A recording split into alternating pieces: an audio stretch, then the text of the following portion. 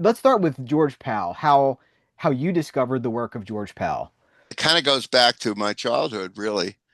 Um, growing up, I grew up in Miami, Florida, and I saw the Time Machine when I was, 9 years old. I saw it in a movie theater. It was a Carib Theater on Lincoln Road, and it was a matinee. There weren't a lot of people in the theater at the time. I remember it wasn't that busy, but I went there. I remember seeing the film at a matinee, and it was mind blowing to me. Was You it part remember of a package? Was it, like a Saturday matinee situation? it was just a Saturday matinee show. I went. I was 9 years old, Hmm. and I was like blown away. It was for a young kid. I mean, I'm not the only one. A lot of people had the same experience with the Time Machine. Time Machine was one. I'll give you the other examples, but it was life changing. I mean, there's no question about it. You've never seen anything quite like it before. There has never been a time travel movie ever made before. Nobody even knew what time travel was. George, when he sold it to the studio, they didn't know what it was. They didn't even Hmm. know how he was going to make it.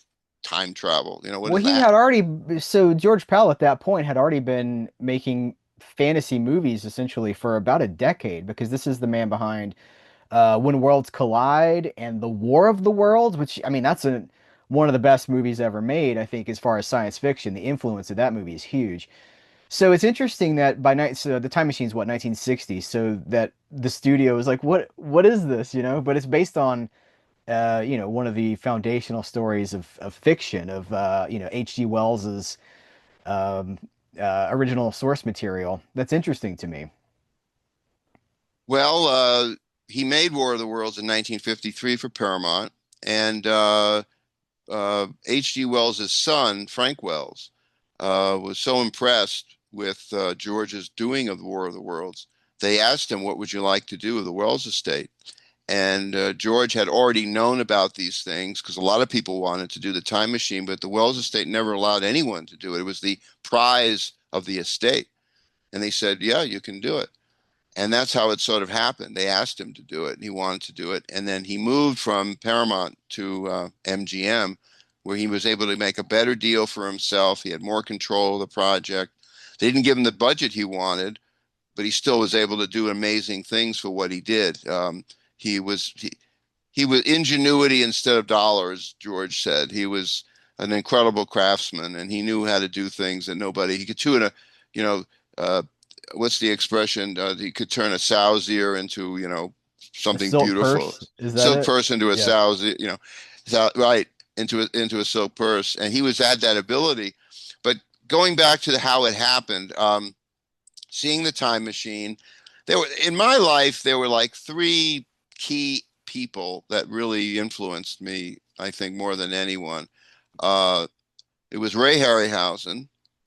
1958, I saw the Seventh Voyage of Sinbad in a movie theater. By the way, this last weekend, we just 2 weeks ago in Tucson, the Ray Harryhausen exhibit is showing at the Mini Time Machine Museum. It's called in Tucson, of all things, Wow. and everyone came. Animators from all over the country were there that have admired Ray, and they have all his stuff has been brought over from England. It's in the United States now for 9 months. It's a fantastic exhibit. We're going to be tying in the Puppetoons into that exhibit that might go on the road now to Okay. other cities. You Oh, may even wow. might even find its way to you. Maybe so. If not, I got to go to Arizona. You got to see it. Just look it up, Mini Time Machine Museum. It's Okay. amazing. Puppetoons are going to be play a part of it. They want to show them there and everything. Okay, so it was Ray again. That was a great Yeah. influence to me. Seeing Seventh Voyage for me was the same experience that John Landis had when he saw it. Changed his life. Everybody I know that saw Ray's movies, it made them want to be filmmakers. The interesting thing is, in addition to Ray, there was Walt Disney. Waltz was incredibly influential to me, as Were you a fan everyone. of 20,000 Leagues Under the Sea? Absolutely. Yeah. And anything Walt did was the biggest thing there was. And I got to meet Walt Disney when I was 12 years old, which was a real, another incredible moment in my life. That changed my life. How was he? He was Yeah. older, and busy. I was at the park. It was at Disneyland, and he had a lot of people around him. And I can't say it was like a personal one-on-one. I'm only 12 years old when it happened, but it was life-changing for me. I spent the whole day with him, actually. I went around the park with him. I followed him around. When he went on the monorail, he was with his grandkids.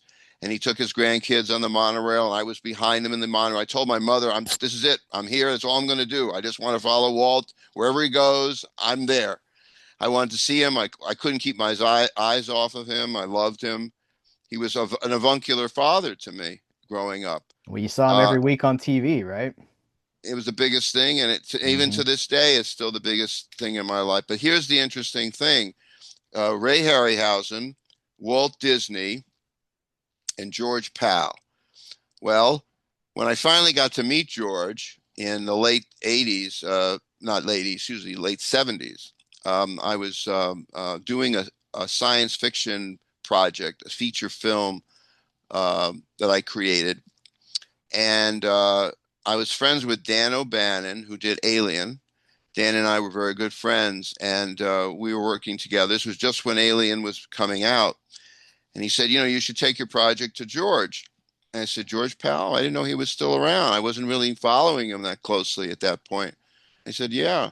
So then I was put in touch with George through Jim Danforth, who had done animation work for George on The Wonderful World of Brothers Grimm, Seven Faces of Dr. Lau, and so forth. And then I got in touch with his secretary, and I met him in his house in Beverly Hills. He was wonderful. I brought my project to him, and it was like that was a major turning point in my life. Seeing George, being with him, and I was with him. I spent time with him. I was in touch with him for a good period of time. He was just a amazing, wonderful, sweet man, and very helpful. Unfortunately, he didn't live long after that. He passed away not long after that. It was about a year after that. And that struck me pretty hard when George died. It sounds like he'd almost become sort of a father figure to you, like a mentor figure. He was a mentor, and as was these other two. Now, here's the interesting connection. Ray got his first job working for George. The first job he had in Hollywood was working for George on his Puppetoons. And he did Western Days in 1940. And he was only 18 years old. And then I met Ray, became friends with Ray for almost 35 years or so, and I did my film called The Fantasy Film Worlds of George Pal. So that was a connection. And then Walt Disney and George were good friends since the 1930s. When George came over in late 1930s, 38, 39, 40, they were already in touch, and they were good friends until Walt passed away. And uh, he had a great influence. George had a tremendous influence over Walt.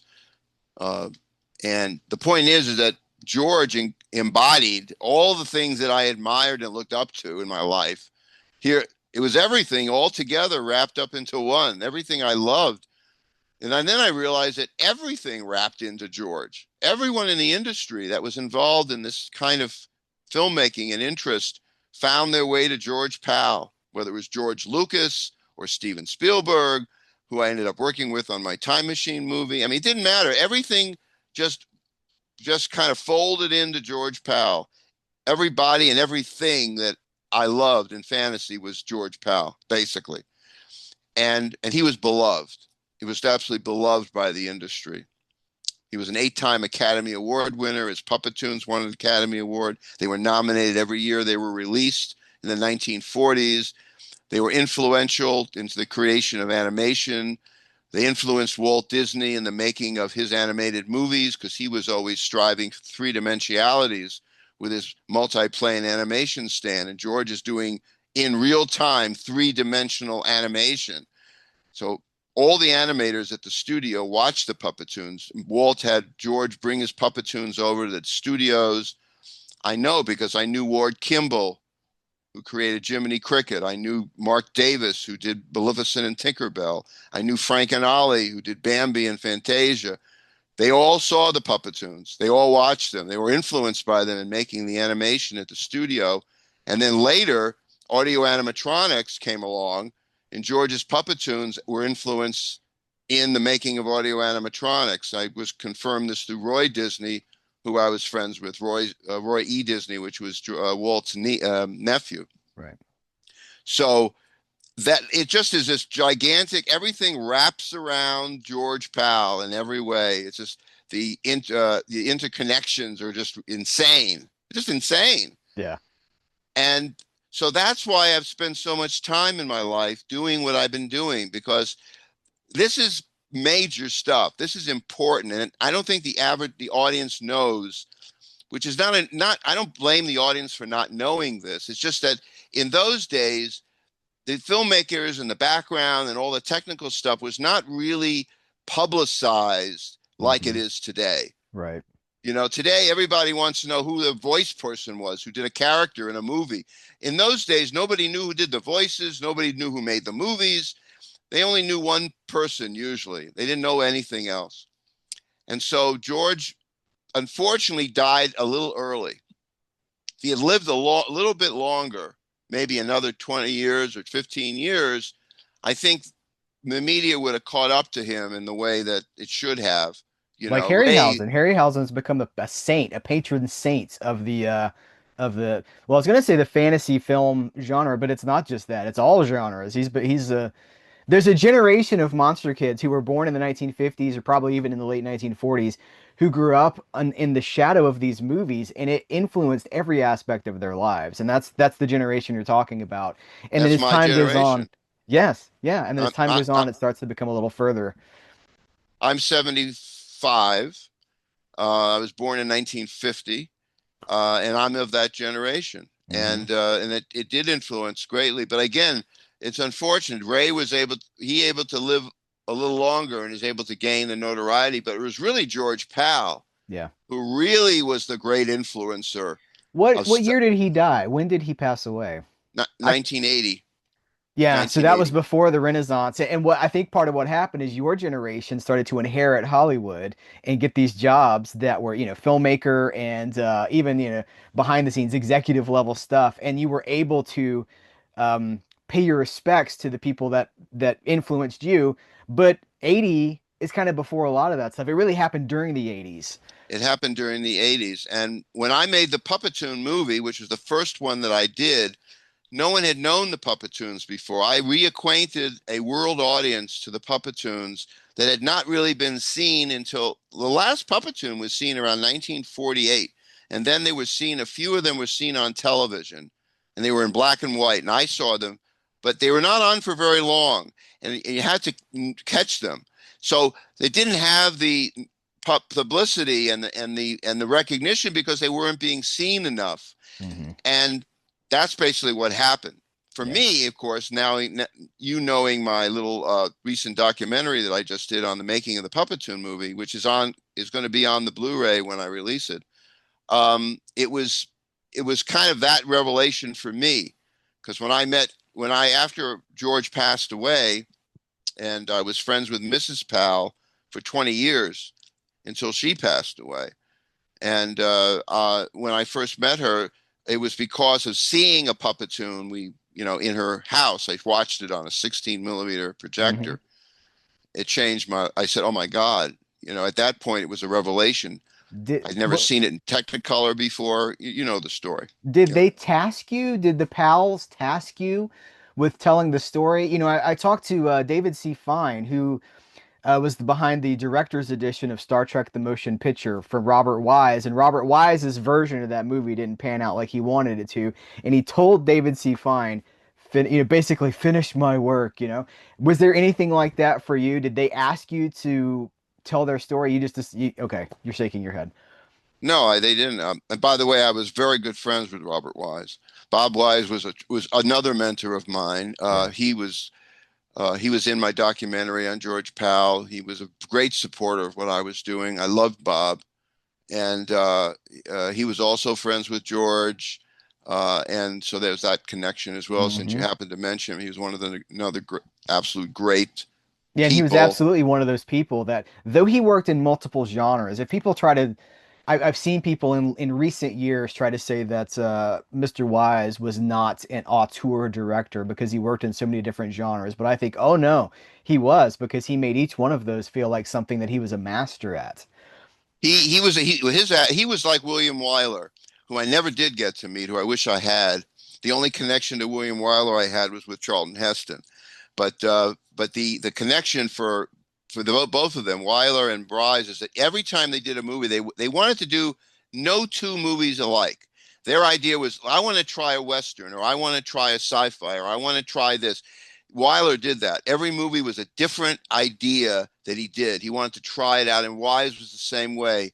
He wanted to do different things. Well, and now we praise a director like Quentin Tarantino for doing exactly that. But that's the thing that people use to take away the credit from the people you just named. That's right, Yeah. exactly. And oh, they're so.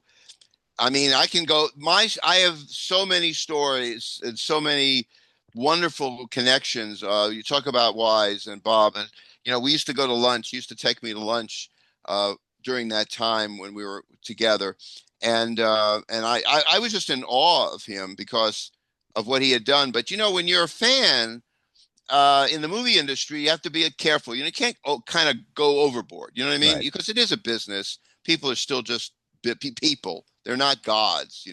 Right. But then there's those moments you have where you just can't help yourself. And I Yeah. had that moment with Bob. I was at lunch with him at a restaurant in Beverly Hills, and we were sitting there, and I just said, look, I mean, and we'd had been already been talking for, I don't know, quite a long time. He was trying to get me into the academy, and there was all sorts of stuff going on. And I said to him, Day the Earth Stood Still. I just got into this Day the Earth Stood Still discussion. And first of all, I couldn't, that's one of, that, to me, that's the premier movie, period, in my Yeah. opinion. I think it's the greatest science fiction movie ever made. And so for me, that was a big deal. And I gushed over. And, he was so nice about it. He's like, what are you going to do? He's saying he just was so nice about it. Would But this have been in the 1980s or yes, it 70s? was. Yeah, It was in okay. the 80s. And at that point, I talked to him about things like, there's things that he did. Now we're going off on a We'll tangent here, come but I back. can't help I I'll can't steer you help it. back. So the thing about Bob is that he had a wonderful sense of craft. Remember, he was Orson Welles' editor on Citizen Kane. He taught Orson Welles how to direct the movie. Orson didn't know anything about filmmaking. It was Bob Wise that taught Orson how to make Citizen Kane. Just think about that. Yeah. So he was a craftsman, but the nicest guy in the world. He was a sweet, wonderful man.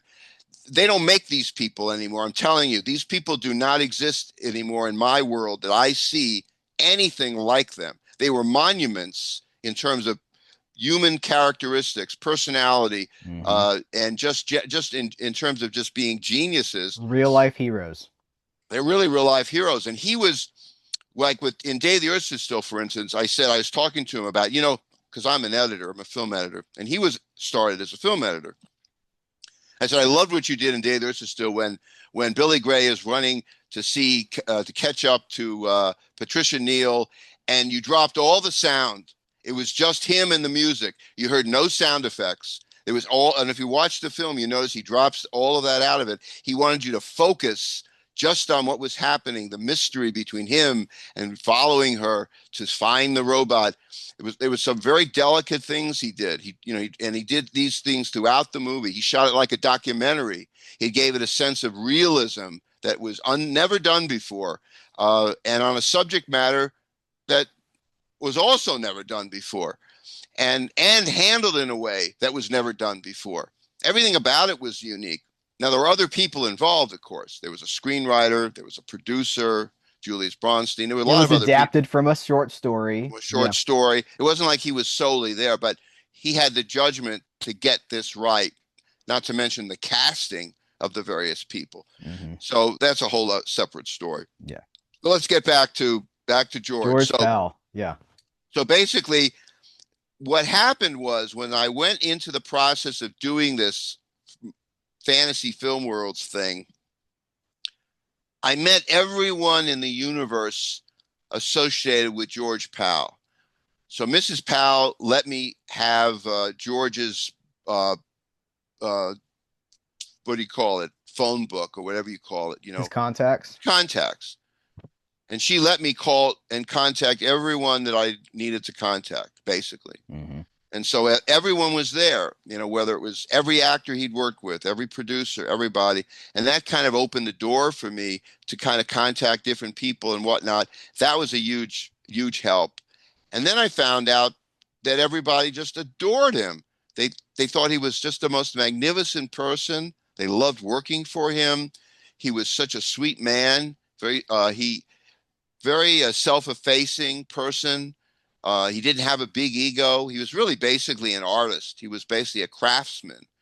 And he treated people equally. It didn't matter whether you were the head of the studio or whether you were the guy sweeping the floors. It didn't matter. Everyone to him was the same. He treated everybody equally. So then it became a life lesson for me when I started. And again, some people may disagree with this, even people that might have. In fact, I don't know anyone that really disagrees, honestly. But he wasn't a saint. He had flaws as a human being, like all people do. But it's just the way people. His involvement with people was not that story. The story was just this incredibly warm, generous person who happened to have given a leg up to an enormous number of people in the movie business who he never took credit for. People, I could give you example after example of people who became known or got famous or maybe got an award because George was the one that promoted it. And he's the one that did it. But he never took credit for anything. He just wasn't that kind of guy. So He these are the was self. people that you're contacting to talk about him in the documentary, right? That's right. It's such self-effacement. It's so foreign to me. We live in this Heath. I don't know what to say. We live in a world today that is so cynical, Oh yeah. so mean-spirited, Hmm. so self-absorbed. I don't mean to be angry or critical. It's just that we're living in a world that is almost a completely universe compared to what it was in those days and what Yeah. I experienced with George. George was an equal opportunity employer. He was a first, and Walt did it to an extent. He had women working as animators at the studio. George was the same way. He had people from all over the world working on the Puppetoons, people with different languages, people with different colors of skin, people with different points of view. Everybody was working together. He didn't see a difference between big and small, large and fat and thin, or it didn't matter who you were. You know what I Yeah. mean? Yeah. To me, that's a better world. We all live in a world of the world we live in is no man is an island. Let's put it that way. There you go. No man is an island. Yeah. We live in a world of interaction, and it's a wonderful world. It's a wonderful world if you're open to that possibility that you learn from so many things and stop being this way and Hmm. open yourself up to everything. And Yeah. that's what the film business is about. If you want to be in the film business, you really want to make films, you have to be open to the universe. You can't be just this. So George to me was an object, a lesson, a learning lesson. He was a father figure, really was to me because it kind of said to me, I live in his shadow only because um, he had such wonderful qualities, and so that is important. See, now Hmm. that translates into what he was working on. If you look at the films he was making, um, he had a positive view of the world. Joe talks about that in the interview that you saw, but he talks about that. The one thing that distinguishes George from so many of his contemporaries was his films had so much heart. Heart. And Hmm. heart for me is the key to really everlasting filmmaking.